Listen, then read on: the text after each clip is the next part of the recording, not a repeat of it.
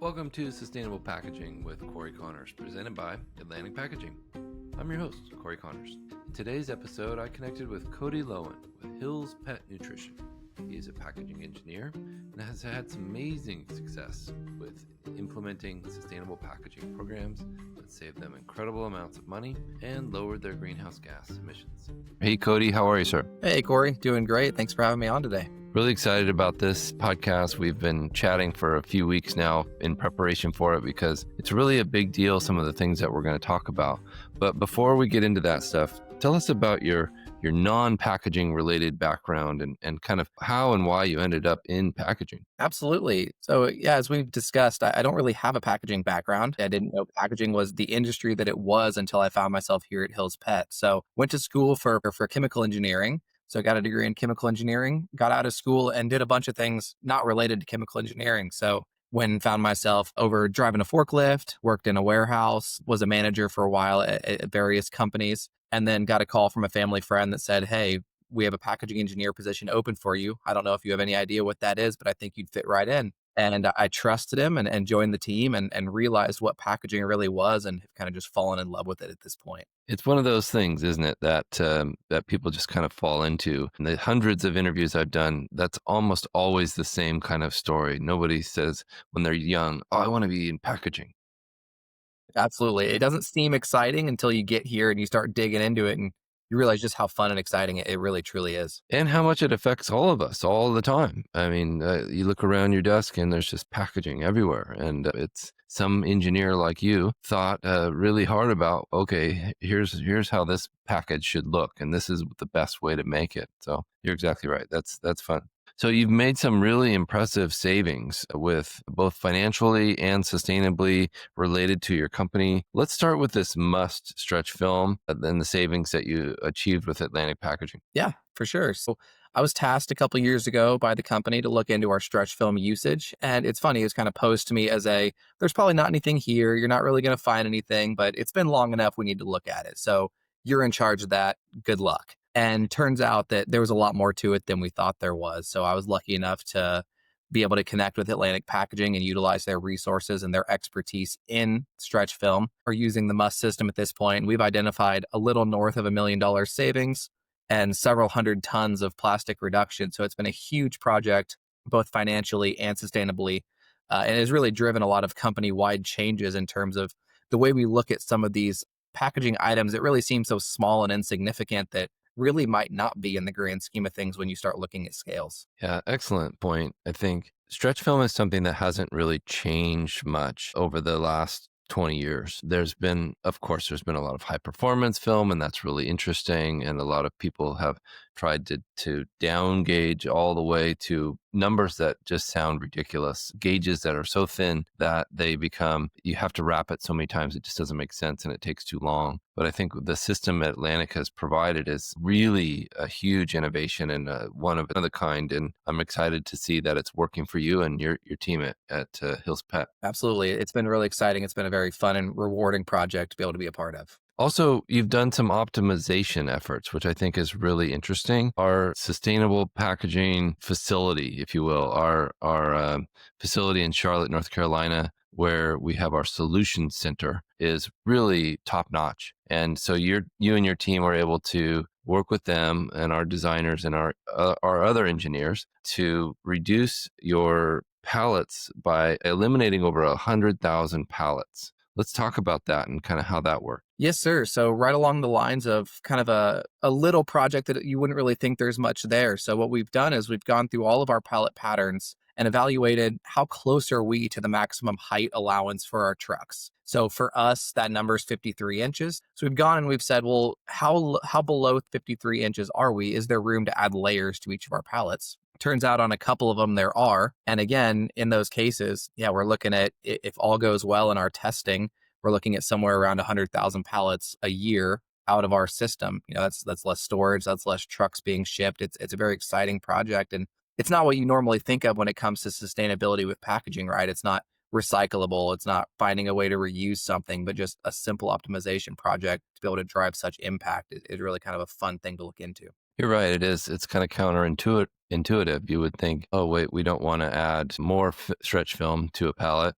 But by doing that and making the pallet slightly taller, you've all of a sudden cubed out or maximized your efficiency of your load. And so well done. That's a really great idea. I appreciate that. So, do you ever go to any packaging events or anything like that to learn about things like this, or do you really work closely with suppliers like Atlantic Packaging? Mostly work with suppliers. I do find myself at Pack Expo and Pet Food Forum and a couple of the other conventions each year, but a lot of what I do is just close collaboration with our suppliers. Hills kind of takes the stance that our suppliers are the expert on the packaging they provide. So the best insights we're going to find on any packaging is going to be going through our suppliers, seeing what they find, and then really working together to drive a solution that benefits both parties and works towards our goals. It's also a huge thing for us at Hills to work with suppliers who share the same goals that we do.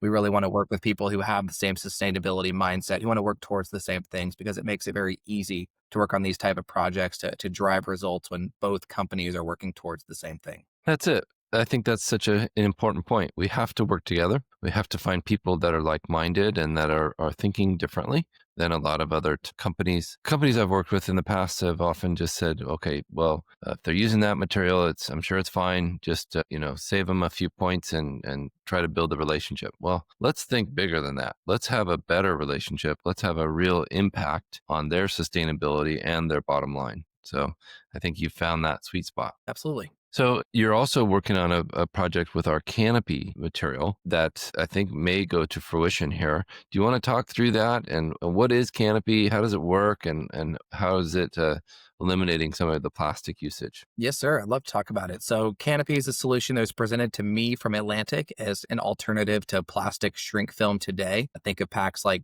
12 packs of cans or water bottles in the store, that kind of shrink film. And Mhm. it's a paper overwrap instead of that plastic. And it's a really interesting idea. And it eliminates a lot of plastic that not only comes from Hills, but anyone else who would adopt this in the future. For us internally, plastic on our cans, it's really the only place where it lives is in that plastic shrink film. So if we're able to eliminate that and move to a paper option, we've taken half of our portfolio and completely reduced any level of plastic, any level of non-recyclable material. So from a sustainability aspect, it's really an impactful project in our portfolio and our goals towards a sustainable future. That's excellent.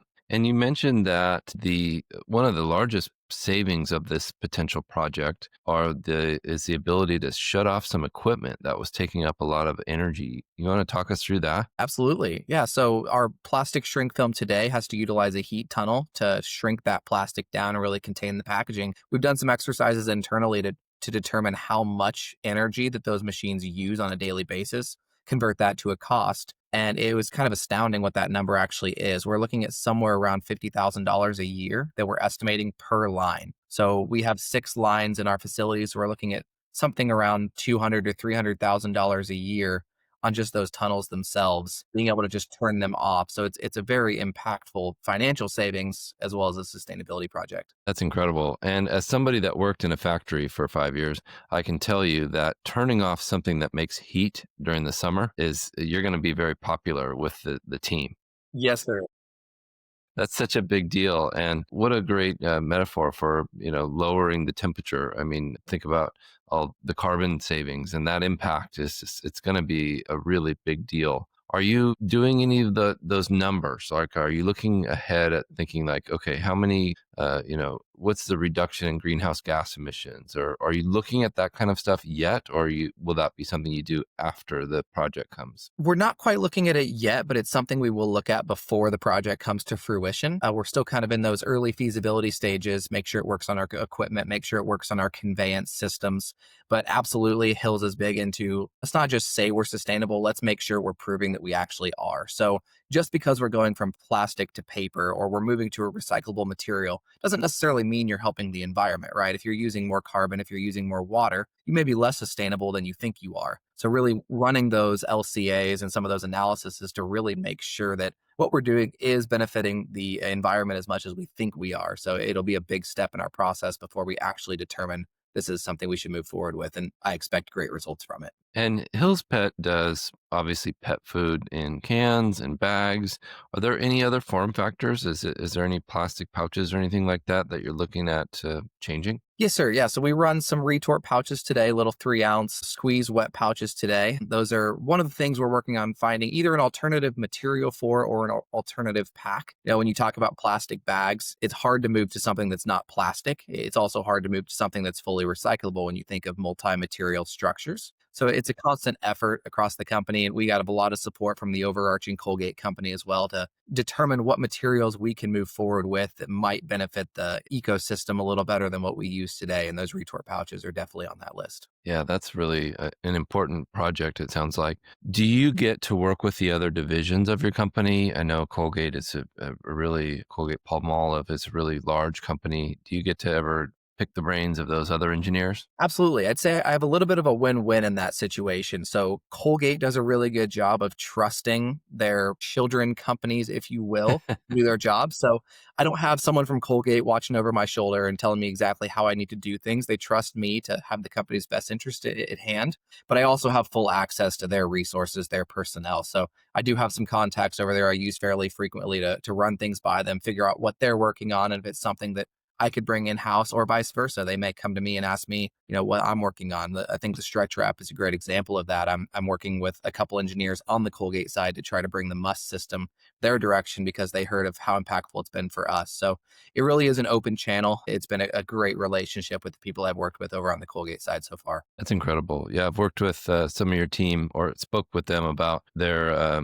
monomaterial toothpaste project. That was a big deal. And actually making those tubes recyclable was a big impact and a kind of international news. So I'm sure you've got a lot to talk to them about. Absolutely. It's very inspirational watching how they've not only developed those type of materials, but then just made them so widely accessible out in the market. It was important to drive that project, but it was more important to them to make sure that we could drive that project across the industry versus keeping it to ourselves. It's really been inspirational to see how they've handled that development and really taken the sustainability to heart. And that's the goal at the end of the day. Yeah, that's the first time I've heard the phrase pre-competition collaboration.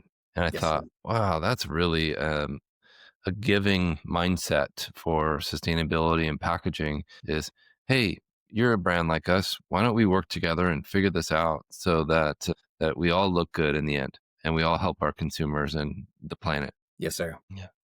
Very exciting. So what's next for you? Anything exciting coming up? You gonna go to a big show? You got some big holiday plans? Oh, nothing too exciting. I don't think I have any big shows coming up, but just keep working on these projects. I love what I do. I love driving these things forwards.